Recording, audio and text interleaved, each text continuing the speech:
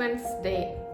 தேவனுக்கே மகிமை உண்டாக ஜீவ வார்த்தையில் வேரூன்றுவோம். அலங்கரிக்கப்பட்ட பெண்கள் என்ற தலைப்பில் பிரத்யேகமாக பெண்களுக்கான அலங்கரிப்பு என்ன என்பதை 1 தீமோத்தேயு 2ஆம் அதிகாரம் 10ஆம் வசனத்திலிருந்து பார்ப்போம். தகுதியான வஸ்திரத்தினாலும் நாணத்தினாலும் தெளிந்த புத்தியினாலும் தேவ பக்தி உள்ளவர்கள் என்று சொல்லிக் கொள்ளுகிற ஸ்திரீகளுக்கு ஏற்றபடியே நற்கிரியைகளினாலும் தங்களை அலங்கரிக்க வேண்டும். நாம் பெண்களாய் பிறந்ததற்கு முதலாவது தேவாதி தேவனுக்கு பல கோடி நன்றிகளை செலுத்த வேண்டும். ஏனென்றால் ஒரு பெண் தான் ஒரு அழகிய அன்பான குடும்பத்தை கட்டுபவள். ஒரு பெண் தேவனோடு நெருக்கமாக நடக்கின்ற அனுபவம் உள்ளவளாக இருக்கும் பொழுது அந்த குடும்பத்தில் உள்ள ஒவ்வொருவருமே வெற்றியாளர்களாகத்தான் இருக்க முடியும். அங்கே தேவனுக்கு பயப்படுகிற பயம் இருக்கும்.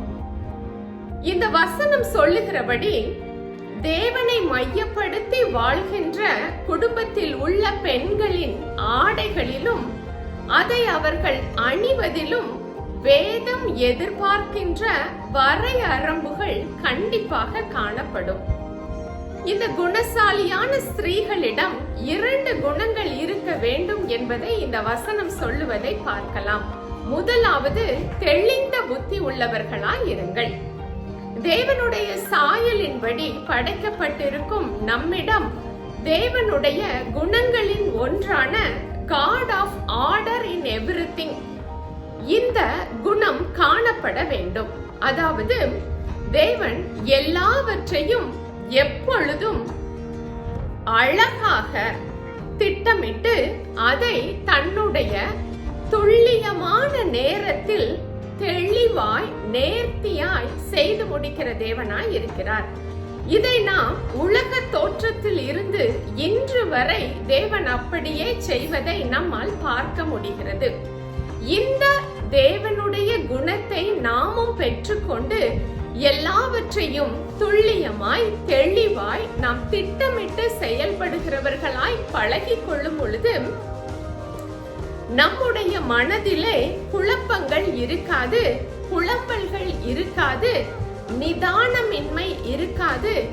எப்பொழுதும் எதை செய்தாலும் பேசினாலும் தானும் தடுமாறி பிறரையும் தடுமாற வைக்கும் குணம் நம்மிடம் காணப்படாது.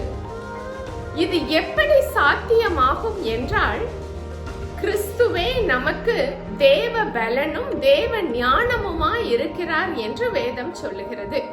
தேவனிடத்தில் இருந்து இதற்கான ஞானத்தை நாம் பெற்றுக்கொள்ளும் பொழுது தயவுள்ள போதகம் அவள் நாவின் மேல் இருக்கும், ஞானம் விளங்க தன் வாயை திறக்கிறாள் என்று சொல்லப்பட்ட வார்த்தையின்படி ஒவ்வொரு விஷயத்திலும் தேவனுடைய திட்டம் என்னது என்பதை தெளிவாய் புரிந்து கொண்டு செயல்படுகின்ற திறமையை பெற்றுக்கொள்ள முடிகிறது.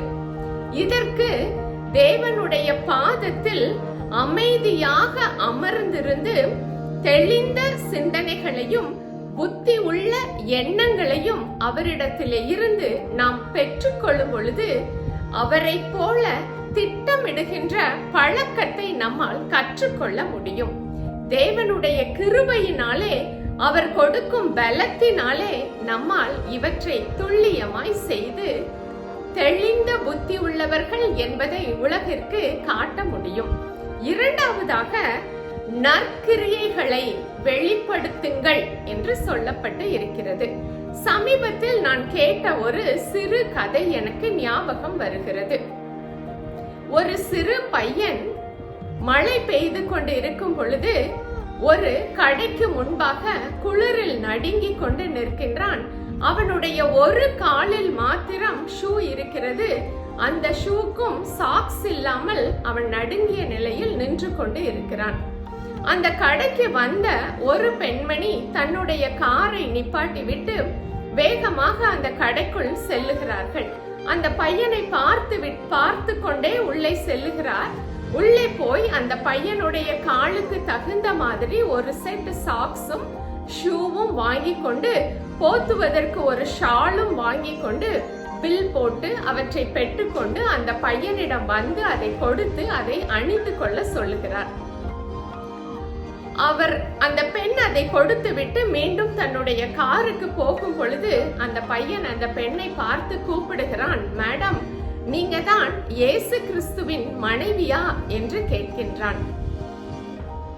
இன்று நம்முடைய வாழ்க்கையிலும் எத்தனை முறை நம்முடைய செயல்கள் இவ்வாறு இயேசு கிறிஸ்துவை வெளிப்படுத்தி இருக்கிறது என்பதுதான் நம்முடைய சிந்தனைக்குரிய கேள்வியாக இருக்கிறது. நாம் கற்றுக்கொள்ளுகின்ற வசனம் நம்முடைய வாழ்க்கையாக மாறுவதற்கு நாம் அனுதினமும் முயற்சி செய்கிறவர்களாக இருக்க வேண்டும்.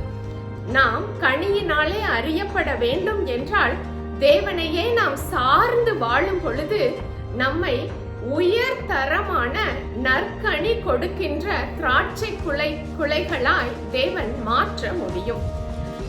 இவ்வாறு நாம் வாழும் பொழுது தேவ பக்தி உள்ளவர்கள் என்ற அடையாளத்தை பெற்றுக்கொள்ள முடியும். குணசாலியான பெண்கள் தன்னுடைய வீட்டையும் நாட்டையும் கட்டுகிறவர்களாக இருக்க முடியும். தெளிந்த புத்தி உள்ளவர்களாயும் நற்கிரியைகளை வெளிப்படுத்தி தேவனுக்கு பிரியமான அலங்கரிக்கப்பட்ட குணசாலிகள் என்ற அடையாளத்தை உலகத்திற்கு காட்ட கர்த்தர் நம் ஒவ்வொருவருக்கும் கிருபை செய்வாராக. ஆமென்.